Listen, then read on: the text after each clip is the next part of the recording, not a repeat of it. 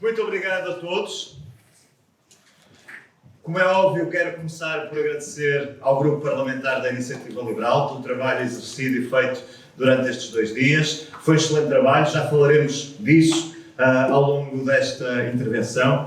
E quero também, obviamente, agradecer ao Grupo de Coordenação e ao Núcleo da Madeira, ao seu coordenador, Nuno Morna, agora não só coordenador do Núcleo da Madeira, como também membro da Comissão Executiva da Iniciativa Liberal, como também candidato da Iniciativa Liberal como cabeça de lista ao Parlamento Regional da Madeira, junto com a Carla e junto com toda a outra lista. Muito obrigado pela vossa recepção, foram dias extraordinários. Muito obrigado.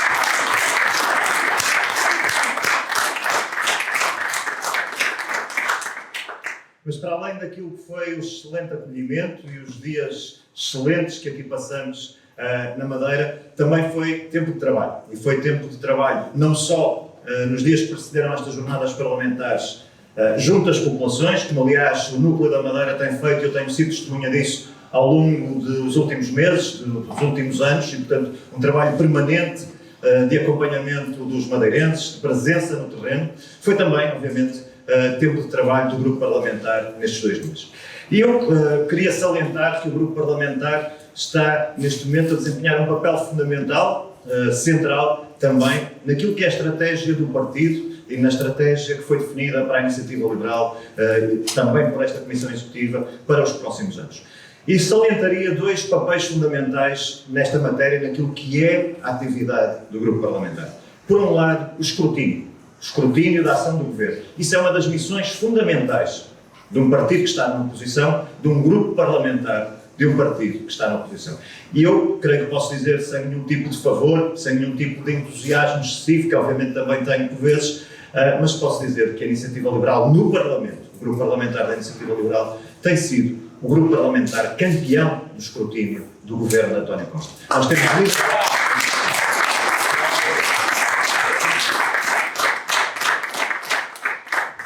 E, portanto, não se trata apenas de fazer barulho, trata-se de, concretamente, no momento certo, nos momentos em que isso faz sentido, sermos muito exigentes nesse escrutínio que fazemos a António Costa. Eu vou dar só alguns exemplos que me parecem os mais evidentes de muitos outros, de muito trabalho que este grupo parlamentar tem apresentado aos portugueses na Assembleia da República.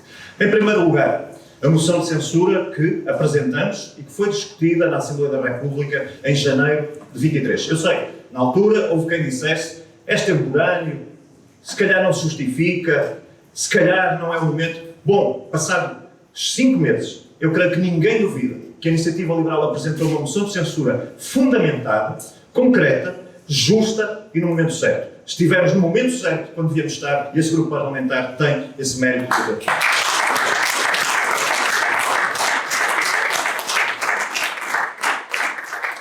Mas já antes, em 30 de junho de 2022, nós levamos ao Parlamento um debate sobre saúde, a que chamamos SOS-SNS. Porquê? Porque já então o SNS e a gestão de António Costa, do seu governo, davam sinais de que estávamos perante a instalação do caos, uma situação de emergência no SNS. Mais uma vez, António Costa, por essa altura, tinha dito que, disse aliás em 17 de junho de 2022, que na segunda-feira seguinte, parte significativa dos problemas do SNS estariam resolvidos. Pois bem, nós tínhamos razão quando chamamos o Governo ao Parlamento, quando convocamos um debate para discutir o SNS, porque se havia emergência na altura, agora as coisas não estão melhor e provavelmente em algumas áreas estão ainda pior. A Iniciativa Liberal, o seu grupo parlamentar, mais uma vez, no momento certo, alertou o país e exigiu explicações a António Costa, porque era aí que devíamos ter começado a escrutinar também António Costa, não passado um ano, já era tarde. Nessa altura fizemos, mais uma vez, o que tinha que ser feito.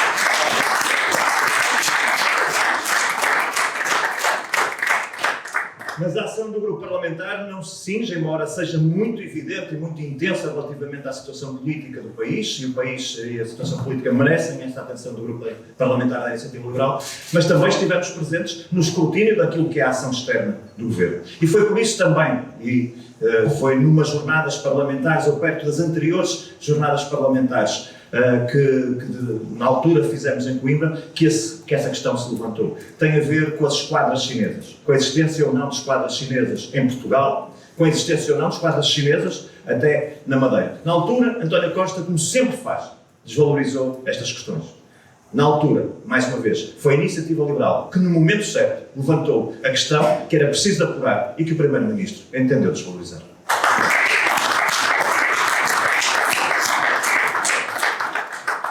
E foi também, mais recentemente, para dar apenas mais um exemplo. Foi ainda agora, na passada sexta-feira, se não estou em erro, que a Iniciativa Liberal decidiu chamar ao Parlamento, com caráter de urgência, o Ministro Manuel Pizarro. Porquê? Porque, de facto, o SNS está numa situação de emergência.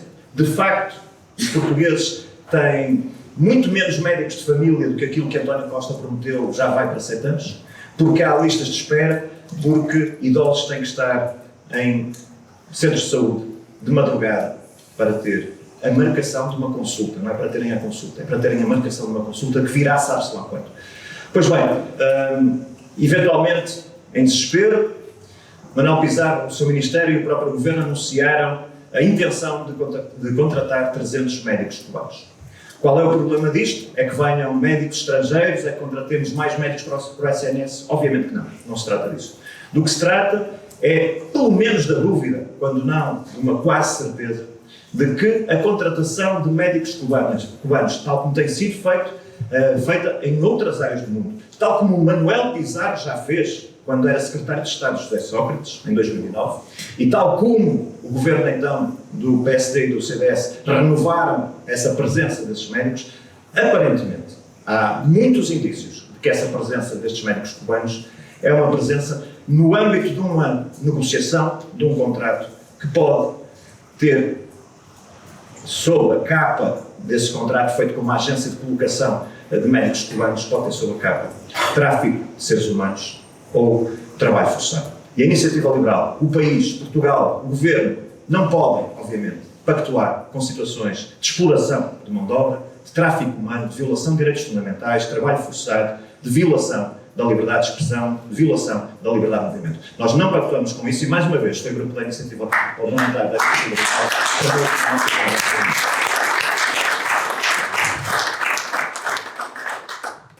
E também, ainda um exemplo mais, se calhar vou dar só mais dois, que são muito importantes, o caso de Marco Capitão Ferreira. É sabido, hoje é sabido, que Marco Capitão Ferreira foi arguído, é já arguído num processo, mas foi a Iniciativa Liberal que já há algumas semanas, perante evidências de suspeitas progressivamente fundadas sobre a atuação de Marco Capitão Ferreira no âmbito daquilo que é a intervenção da defesa, foi a Iniciativa Liberal que fez, mais uma vez, nos momentos certos, as perguntas certas sobre um contrato, uma relação em que Marco Capitão Ferreira recebeu 60 mil euros por um estudo que nós não conhecemos ainda hoje o que foi, e continuaremos a exigir que o Governo nos diga o que é que Marco Capitão Ferreira fez como contrapartida dos 60 mil euros que recebeu. 60 mil euros, aparentemente, por um trabalho que não sabemos qual foi, não temos evidência sequer que tenha sido feito, mas que, aparentemente, terá durado 5 dias. Um contrato que durou 5 dias valeu 60 mil euros. Questão adicional muito importante. É que quem fez a adjudicação desse contrato, na altura, foi Alberto Coelho. Alberto Coelho, que está hoje também arguído no âmbito do processo de tempestade perfeita, onde também Marco Capitão Ferreira parece ter algumas responsabilidades. Alberto Coelho, esse que foi indicado por João Cravinho para funções no âmbito da defesa, quando já sabiam duas coisas. Primeiro, que tinha havido um enorme desvio no custo das obras do Hospital Militar. Segundo, que havia evidência de ilegalidades cometidas nessa gestão dessas obras. Quem era o responsável por essas obras? Pois era Alberto Coelho, que entretanto tinha contratado uns tempos antes Marco Capitão Ferreira, e Alberto Coelho esse foi indicado, dito por João Cravinho no Parlamento, foi indicado a João Cravinho por Marco Capitão Ferreira. Ainda sabemos muito pouco, temos que saber muito mais, e o Grupo Parlamentar estará particularmente atento também a esta questão de Marco Capitão Ferreira e de tudo aquilo que envolve em termos de dúvidas sobre a legalidade que foi feito na área da defesa.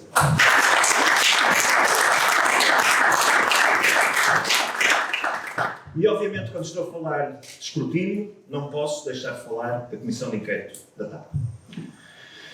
Foi por isso, por esse escrutínio, que nós fizemos sistematicamente, liderando a oposição em tantas ocasiões, que temos hoje um António Costa que se irrita muito com a Iniciativa Liberal, que fica muito perturbado com a Iniciativa Liberal, e temos também um ministro como Pedro Adão e Silva, também está muito irritado e muito perturbado com aquilo que foram as atuações dos deputados na Comissão de Inquérito da TAP.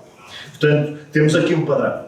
Sempre que há escrutínio, sempre que há quem questione, que há quem critique, quem pergunte, quem queira saber, quem não se conforme com aquilo que são as meias-verdades ou meias-mentiras ou mentiras inteiras que o Governo vai contando, pois aí o Governo fica muito irritado, fica muito preocupado. E sobre Pedro Adão e Silva eu quero dizer uma coisa.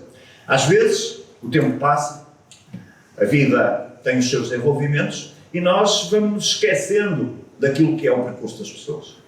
Mas Pedro Adão e Silva, se é conhecido por alguma coisa ao longo do seu percurso, é por, como comentador, ter feito um branqueamento sistemático, reiterado, ao longo de anos, de José Sócrates. E, portanto, esta pessoa, que agora é ministro, é a mesma pessoa que depois de ter feito este tipo de comentário recorrente, de branqueamento sistemático daquilo que foi a evidência do que era José Sócrates e a sua gestão, pois esta pessoa que vem agora criticar comentadores é uma ironia, é mais do que isso, é uma enorme falta de vergonha.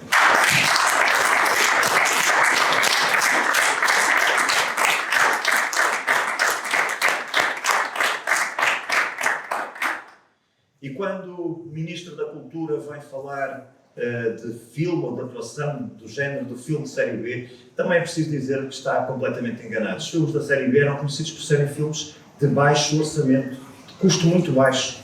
Ele está a falar da TAP. A TAP não é um filme de baixo orçamento, é um filme que custou 3.200 euros.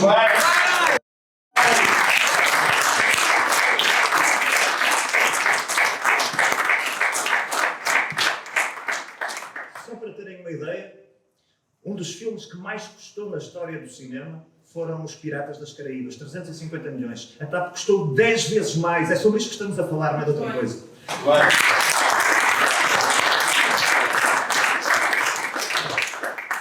Mas, voltando a falar da Comissão de Inquérito da TAP, aí está uma diferença daquilo que é o país que o PS quer, o país do PS, o país de António Costa e o país da Iniciativa Liberal.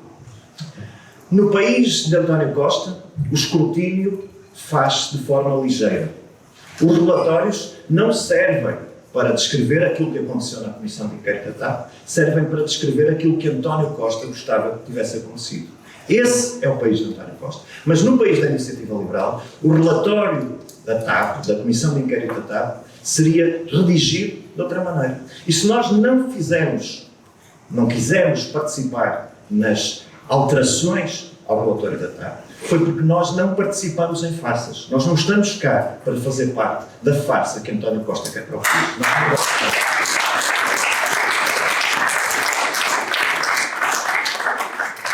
Eu penso que se lembram que António Costa disse logo no princípio da Comissão de Inquérito que queria a verdade do a quem doer, mas olhamos para aquele relatório e a verdade é que vemos que se tornou de facto uma farsa contra tudo e contra todos. É disso que se trata. E, portanto, nós não fazemos papel de idiotas úteis de estarmos na Comissão de Inquérito da TAP a sugerir alterações que só teriam duas consequências. As que fossem perfeitamente inócuas, o PS até poderia aprovar, para dizer que dá abertura a que se façam as alterações. As que seriam relevantes seriam obviamente chumbadas, porque a farsa, do ponto de vista de António Costa, tem de ir até ao fim. E nós não participamos, de facto.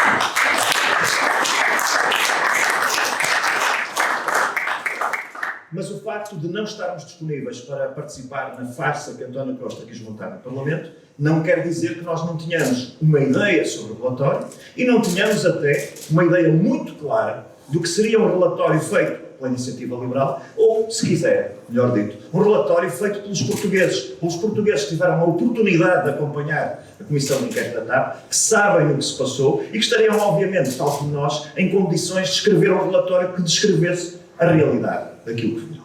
E, portanto, como seria o relatório da Comissão de Inquérito da TAP da Iniciativa Liberal?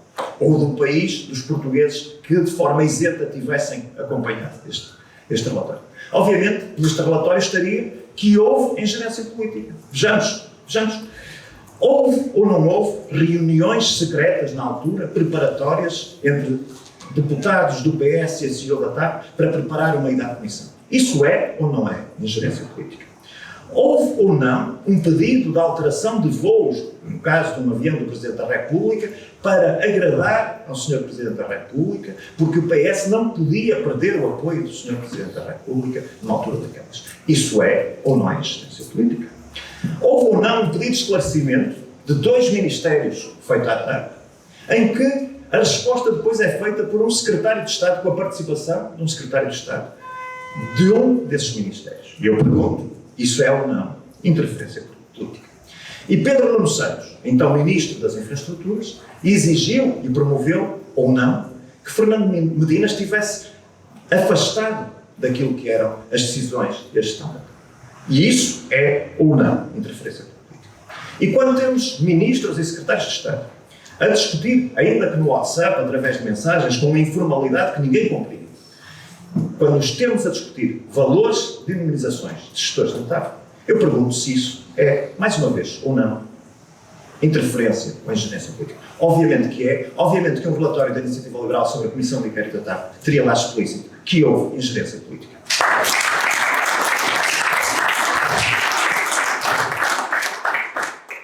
E um relatório da Iniciativa Liberal sobre esta matéria também diria que houve, ao longo da Comissão de Inquérito e ao longo deste tempo de gestão da TAP, mentira e falta de transparência. Nós tivemos um ministro, o ministro então, Pedro Nuno Santos, a dizer que não sabia do valor da indemnização. Mas sabia ou não sabia? Claro que sabia. E quando soube que ele sabia, ele passou a saber, que é algo extraordinário. Claro que houve mentira, claro que houve tentativa de falta de transparência. Claro que o relatório da Iniciativa Liberal diria que houve mentira. E tivemos 2 ministros, João Galamba e Fernando Medina, a dizer que havia justa causa de despedimento da CEO da TAP. Sabemos agora que no dia seguinte começaram os 2 à procura de encontrar a tal justa causa que tinham dito que já tinham para despedir a CEO da TAP. E soubemos também que João Galamba classificou documentos já depois de iniciada a Comissão da TAP. Quem classifica documentos depois de iniciada uma Comissão de Inquérito, meus amigos, não está à procura de mais transparência.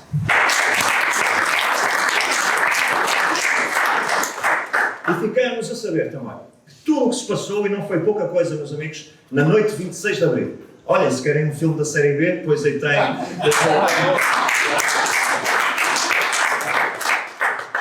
Pois aí tem um bom exemplo.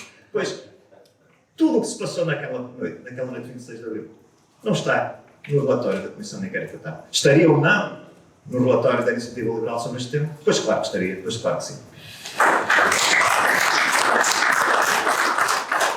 E António Costa, o primeiro-ministro que disse que queria a verdade, doesse a quem doesse, foi o mesmo primeiro-ministro que se escondeu atrás do seu grupo parlamentar, da maioria absoluta que tem no Parlamento, para não prestar esclarecimentos, ainda que fosse por escrito. Melhor seria que fosse cara a cara, viva voz, mas ainda que fosse por escrito, sobre a sua intervenção em todos os processos. Pois António Costa, que queria a verdade doesse a quem doesse, escondeu-se atrás da maioria absoluta e do grupo parlamentar.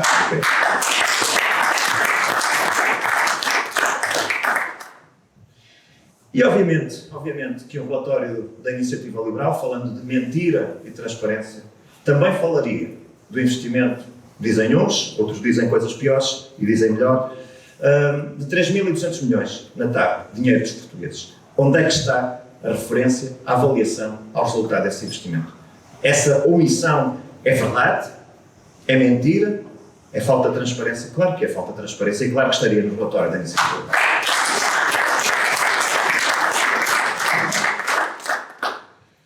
E obviamente que também teríamos lá uma avaliação da competência e da falta dela, da gestão socialista, por todos estes motivos que acabei de dizer.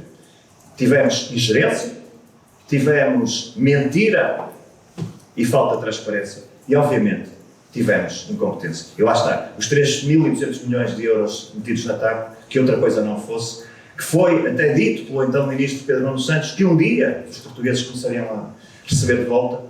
É evidente que nunca receberão nada de volta devido à gestão que foi feita. E, portanto, o relatório da Iniciativa Liberal teria um terceiro ponto, que seria o ponto sobre a incompetência da gestão da TAP por este governo.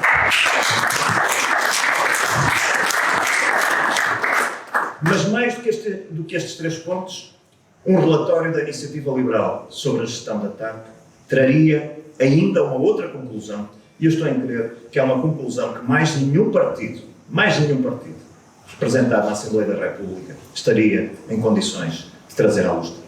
É que a evidência do que vimos, da incompetência, da falta de transparência, da mentira, da ingerência política, leva a uma outra conclusão, mais geral, mais profunda, muito mais relevante, e que não é só sobre a TAP, que é a conclusão de que o Estado não pode estar com a mão metida nas empresas públicas.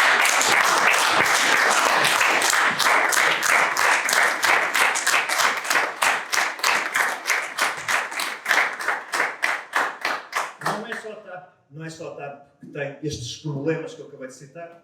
É a CP, é a EFASEC, é a Transtejo, são tantas outras empresas públicas que são geridas da mesma maneira. E, portanto, a grande conclusão que tem que estar no relatório, um relatório justo, um relatório verdadeiro, um relatório daqueles como nós, da Iniciativa Liberal, que vimos o que aconteceu naquela Comissão de Inquérito da TAP, é que o Estado tem que sair, sempre que possível, de estar metido no meio da economia, porque não é capaz de gerir.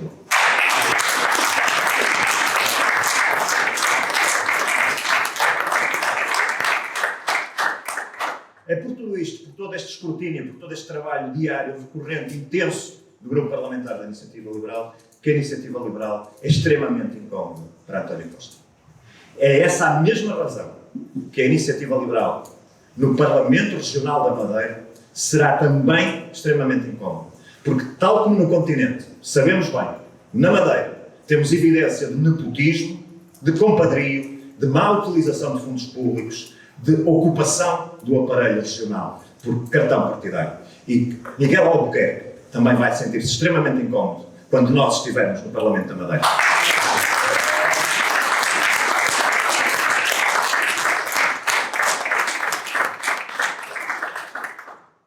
O país de António Costa não é o país da Iniciativa Liberal. O país da Iniciativa Liberal é o país da transparência, da verdade, da realidade. E a região autónoma da Madeira, de Miguel Albuquerque, também não é a região autónoma da Madeira da Iniciativa Liberal, de Nuno Morna e da CAP. Não é a mesma coisa.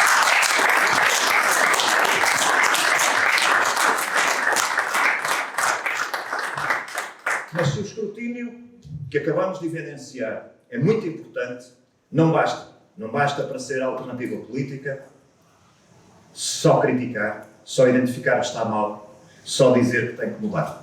Tudo isso é verdade, tudo isso é muito importante e é um papel central das oposições. Mas é muito importante também, é provavelmente mais importante, para além de dizer o que está mal, dizer como seria a nossa alternativa. E nós temos alternativa para o país, nós temos uma alternativa que é muito diferente daquela que os outros partidos têm para oferecer.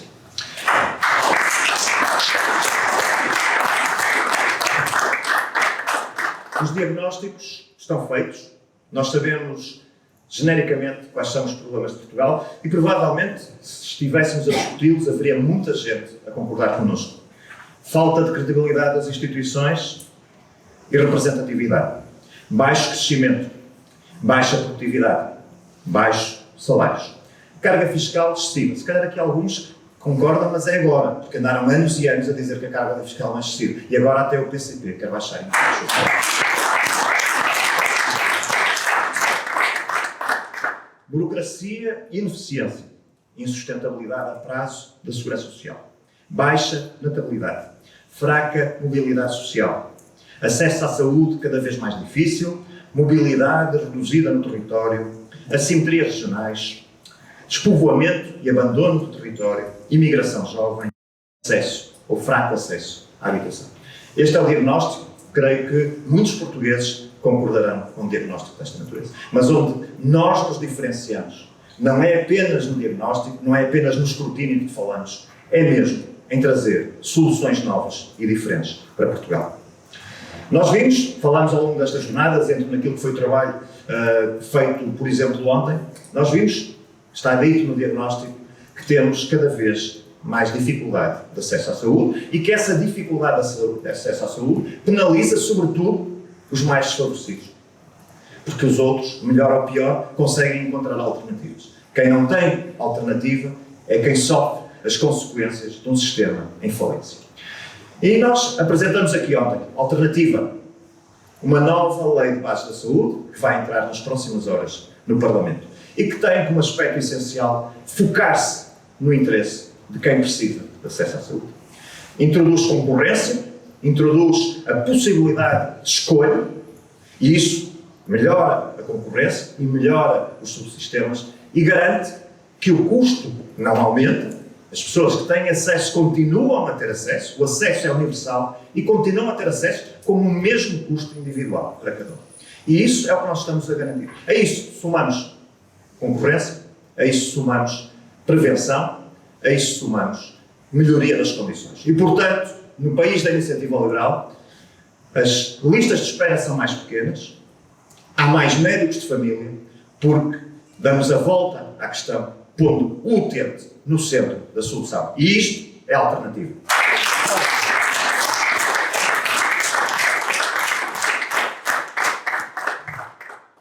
Diagnóstico. Degradação das instituições, falta de representatividade. Ou falta de representação. E também ontem, aqui foi apresentado um objetivo, um compromisso de rever o sistema eleitoral. É óbvio que o sistema eleitoral pode ser revisto em muitos pontos, mas nós vamos focar num ponto, porque nós não queremos nem aceitamos desculpas. É claro que o método se pode discutir, os círculos nacionais se podem discutir, os círculos de representação fora de Portugal podem-se discutir. Mas nós não vamos aceitar desculpas, porque foi ontem apresentado, nas últimas eleições, quase 700 mil votos dos portugueses não serviram para nada. E fizeram as contas, fizeram-se as contas e disse que desde que a democracia foi implantada, que provavelmente nas legislativas, em todas as legislativas, 8 milhões, mais de 8 milhões de votos foram desperdiçados. E disse mais uma coisa, não são só aqueles que não foram necessários nem úteis para eleger seja quem for. Foram também os votos de segunda escolha, porque os eleitores, sabendo que não iriam eleger a sua primeira opção, acabam muitas vezes por destinar-se às segundas opções. E isso, meus amigos, não é representação. E, portanto, nós vamos apresentar uma proposta que vai criar o círculo de compensação. Porque nós não podemos continuar a dispersar 700 mil votos em cada eleição legislativa.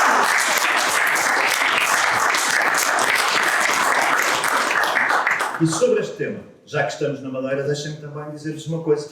Isto é o sistema. E os círculos de compensação são sistema. Nós vamos avançar com essa proposta. Mas aqui na Madeira, e agora olhando para o processo, a iniciativa liberal foi o partido que trouxe para a discussão a questão do voto antecipado e a mobilidade. E há partidos que estão, aliás, no poder e que têm, portanto, um líder e uma cara. E esse líder é Miguel Albuquerque, que impediram que os madeirenses, como acontece em muitas outras eleições, como os madeirenses puderam fazer nas legislativas, por exemplo, como os açorianos puderam fazer nas regionais dos Açores, como os madeirenses podem fazer nas presidenciais, Miguel Albuquerque impediu que os madeirenses pudessem votar em mobilidade ou de forma antecipada.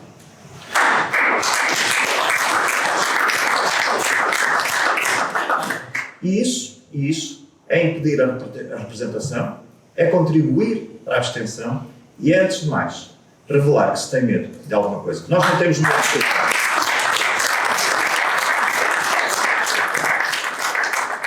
E, portanto, as nossas propostas no âmbito eleitoral, no sistema e no processo, são também alternativa e, mais uma vez, a iniciativa liberal tem coragem para as apresentar. Mas falamos também num compromisso que nos casos é de mais curto prazo, noutros casos é de mais longo prazo, falamos também sobre a necessidade de reforma do Estado. Nós não podemos, eu sei que o discurso, se calhar, mais genérico até seria mais adequado num momento formal, mas eu vou pôr as coisas ao contrário. Eu não posso aceitar que um funcionário público, que é diligente, que quer contribuir, que tem brio profissional, que é produtivo, que se esforça, eu não posso aceitar que esse funcionário público fique privado, primeiro, de uma avaliação justa E segundo, de uma compensação em função da produtividade dos objetivos que cumpre. Isso não é aceitável. Há muitos funcionários públicos que vivem frustrados porque o país não lhes dá a possibilidade de serem distinguidos pelo seu trabalho e de serem avaliados pelo seu mérito.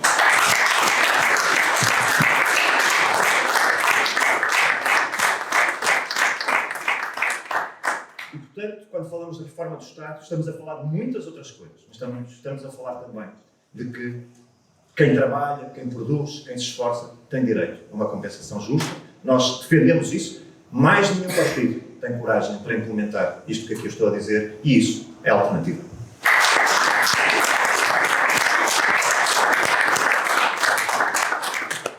Diagnóstico.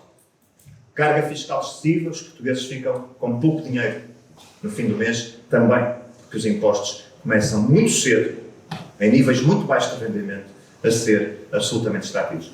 Eu disse há pouco, está-se a gerar um consenso sobre o diagnóstico, porque já ouvi a CGTP falar sobre os impostos sobre o trabalho, a necessidade de reduzir, o PCP a falar sobre a necessidade de reduzir os impostos de trabalho, António Costa agora quer-se apresentar como campeão da descida de impostos, o PSD também quer descer impostos, mas, claro, nós damos as boas-vindas a quem se junta agora a esta discussão, porque onde eles estão a chegar, nós já estamos há muito tempo. E mais uma coisa, eles nunca terão a coragem de descer os impostos na medida necessária, como nós teremos de fazer e faremos.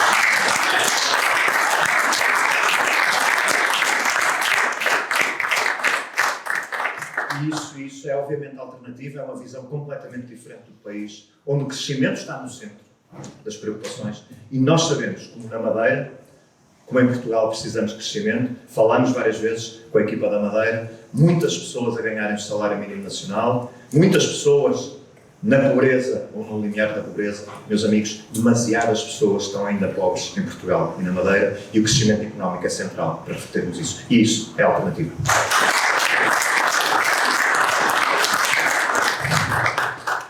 Diagnóstico. Temos uma segurança social que não é sustentável no longo prazo. E mesmo quando se diz que é sustentável, do que estamos a falar é que pessoas que hoje têm 40, 50 anos de idade, 30 ainda pior, 20 ainda pior, quando chegar o momento de se reformarem, receberão, mesmo mais as pessoas de 40, 50 anos de idade, receberão 40, 50% do seu último salário. Portanto, a sustentabilidade é isto, é as pessoas ficarem com metade daquilo que levam para casa de um mês para o outro. Portanto, eu pergunto se isto é sustentabilidade, se é esta a sustentabilidade que nós queremos para o sistema de segurança social. É por isso que também foi aqui assumido o compromisso de avançar com medidas que tornem possível a introdução de um terceiro pilar de capitalização no modelo de sistema de segurança social que nós temos, com uma reforma, mais uma vez, da Lei de Bases da Segurança Social. Meus amigos, isso é a alternativa.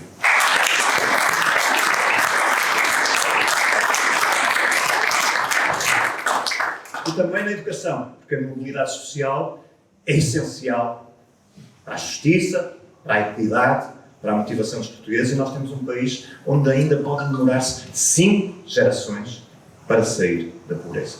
Isso é intolerável, deixa-nos a nós, como cidadãos de um país que queremos democrático, livre, avançado, extremamente perturbados. E, portanto, a educação é central nessa medida. Nós não podemos continuar a conformar-nos com um sistema, já nem vou falar das questões da falta de professores, que obviamente são muito importantes, mas essas têm sido batidas. Mas nós podemos conformar-nos com um sistema onde estar numa escola é decidido pelo Código Postal, em que a escola ser melhor ou ser pior é uma decisão que também depende do Código Postal. Isso não faz, obviamente, nenhum sentido. É um determinismo social que nós não aceitamos. Nós queremos mobilidade social e, portanto, queremos, obviamente, que o financiamento passe a ser um financiamento que siga o aluno. Queremos muito mais autonomia para as escolas, mas não é autonomia que faz parte da descentralização que agora se fala, de sermos capatazes de uma escola, de sabermos quando é que se faz a obra. Não é isso. Não é isso. É autonomia de recrutamento, é autonomia de definição dos conteúdos curriculares, é autonomia de gestão, é autonomia dos horários, é autonomia das introduções escolares. Nós queremos que as instituições estejam mais próximas das pessoas, nós queremos que os nossos alunos tenham um futuro melhor porque frequentam uma escola melhor.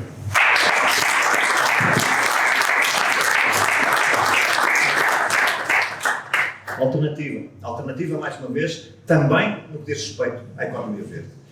Porque a discussão, e a esquerda tem tido um enorme papel nisso, tem sido que é preciso empobrecer para Portugal para que o mundo seja sustentável. Ora bem, meus amigos, se Portugal ser sustentável dependesse da pobreza, nós já éramos sustentáveis, porque nós somos pobres. Mais pobreza querem para o país do que termos sistematicamente 20% dos portugueses abaixo do limiar de pobreza, 36% das crianças que frequentam a escola pública a terem que beneficiar de ação social escolar. Não podemos aceitar mais pobreza que isto. Nós não podemos empobrecer, pelo contrário. O país tem que enriquecer e, ao mesmo tempo que enriquece, tem que se tornar mais sustentável. Isso não se faz com empobrecimento, isso faz com progresso, com ciência, com investimento, com inovação. É esse o caminho da iniciativa liberal e isto é a alternativa.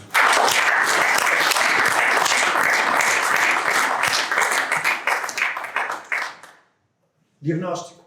Acesso à habitação. As habitações estão muito caras em Portugal, há poucas habitações e os portugueses não conseguem chegar a ter habitação em muitos casos. Qual é a resposta da esquerda a isto? Congelamento de rendas. Acabe-se com o alojamento local. Os estrangeiros são os culpados da falta de habitação. Este é o diagnóstico errado. E é um diagnóstico errado, como foi ontem aqui provado.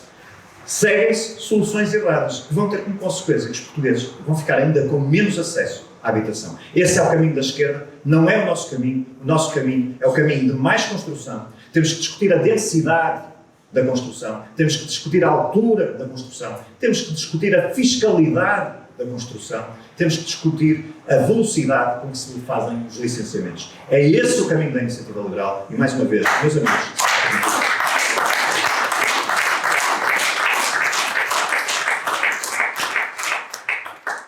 e para terminar, a justiça. A justiça que é sistematicamente apontada como um problema sério do nosso país. Porque se não há justiça a funcionar bem, isso é injusto. E nós não podemos aceitar uma sociedade injusta, mas sabemos também que a justiça põe em causa o desenvolvimento económico do país, põe em causa o sentimento de pertença à comunidade e, portanto, a justiça é um problema do país. Falamos aqui também de soluções para a justiça, eu vou-me focar apenas num ponto. E é um ponto em que, mais uma vez, a Iniciativa Liberal é o único partido com coragem para levar esta discussão para a frente, que é o papel da instrução em processo penal. Nós temos que discutir o papel da instrução em processo penal. A instrução em processo penal não pode continuar a ser uma manobra dilatória de quem tem como único objetivo atrasar o funcionamento da justiça. Vamos discutir isso de mente aberta, vamos chegar seguramente a melhores soluções que temos hoje e isso, meus senhores, é a alternativa.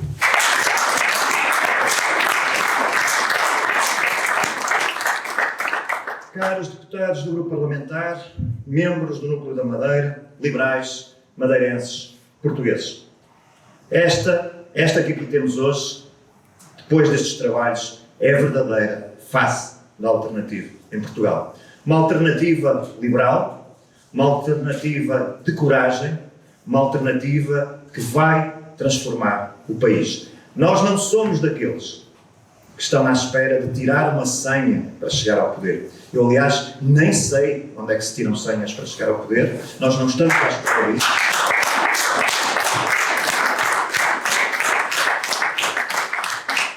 Mas eu estou confiante, muito confiante, que esta coragem, esta visão liberal, esta vontade, este ânimo, esta emoção que pomos nas coisas, vai transformar Portugal e vai também transformar a Madeira. Muito obrigado.